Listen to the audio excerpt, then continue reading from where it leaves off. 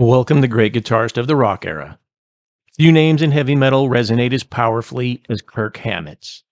From his humble beginnings in the Bay Area thrash scene to becoming the legendary lead guitarist for Metallica, Hammett's journey is one of perseverance, passion, and the riffs that shape generations.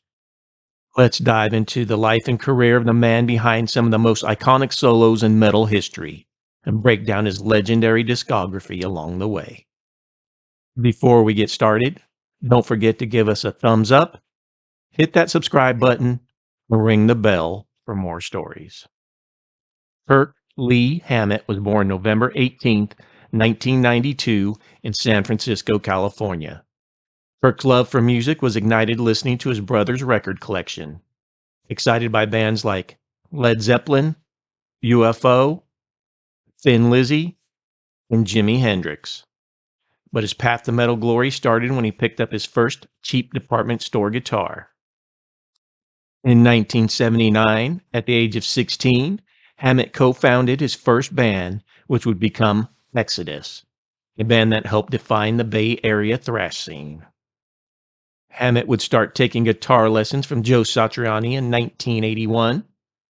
Exodus released their first 3-song demo in 1992, and then 1983's 2-song demo, Die by His Hand, and quickly gained traction, with Kirk's riffs forming the backbone of their aggressive sound. Meanwhile, Metallica was making waves, but their original guitarist, Dave Mustaine, was causing friction. In April 1983, Hammett got the call that would change his life forever, an invitation to audition for Metallica. He nailed it and joined the band just weeks before the recording of their debut album. Kirk's debut with Metallica, Kill 'Em All, in 1983, showcased his blistering solos and creativity. Key track, Seek and Destroy. Metallica's second album, 1984's Ride the Lightning, proved the band was more than just speed and aggression. Kirk's soulful solo on Fade to Black remains one of the most emotional moments in the band's catalog. I saw Metallica for the first time in 1985 at Day on the Green in Oakland. While I wasn't there to see them, I was impressed by their performance and how into them the crowd was. Master of Puppets in 1986, arguably one of the greatest metal albums ever, saw Kirk pushing the boundaries of thrash. The title track's midsection, that's Kirk creating sonic poetry. And Justice for All in 1988 gave us the band's first Grammy nomination in the unforgettable song One. Kirk's solo on this track is a masterpiece of tension and release. I saw them on this tour mainly because I was a huge fan of opener Queensryche, but I became a bigger fan of the band after seeing them on this tour. The Black Album in 1991 catapulted Metallica into superstardom, and Kirk's riff on Enter Sandman became a cultural phenomenon. Love it or hate it, this album changed the game. I saw them again on this tour when they were on top of the world, at yet another Day on the Green, and again with Queensryche opening on their Empire tour. Killer show. The albums Load in 1996 with Ain't My Bitch and Reload in 1997 with Fuel was Metallica's more experimental phase. Kirk explored bluesier tones and showcased his versatility.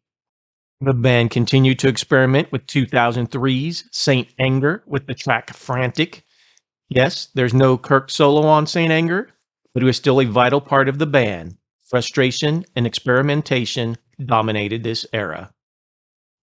Metallica's return to form with Death Magnetic in 2008 marked the resurgence of Kirk's epic solos, especially on The Day That Never Comes.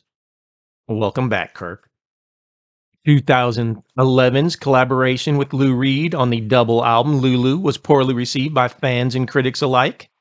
I'm not a fan and can't point to any highlights on this one. With Hardwired to Self-Destruct in 2016, Kirk delivered ferocious solos, proving he's still a guitar god. Spit Out the Bone is a thrash masterclass. Hammett would release his instrumental 4-song EP Portals in 2022. Key track, High Plains Drifter.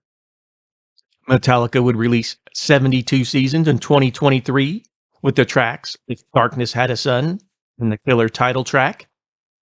Kirk and Metallica continued to tour and sell out arenas around the world.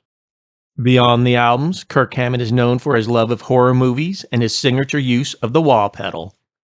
Critics and fans alike often debate his reliance on the effect, but there's no denying it's a core part of his identity.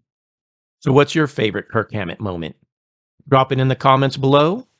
Thanks for watching, and don't forget to like, subscribe, and hit that bell for more epic stories. And as always, keep rocking.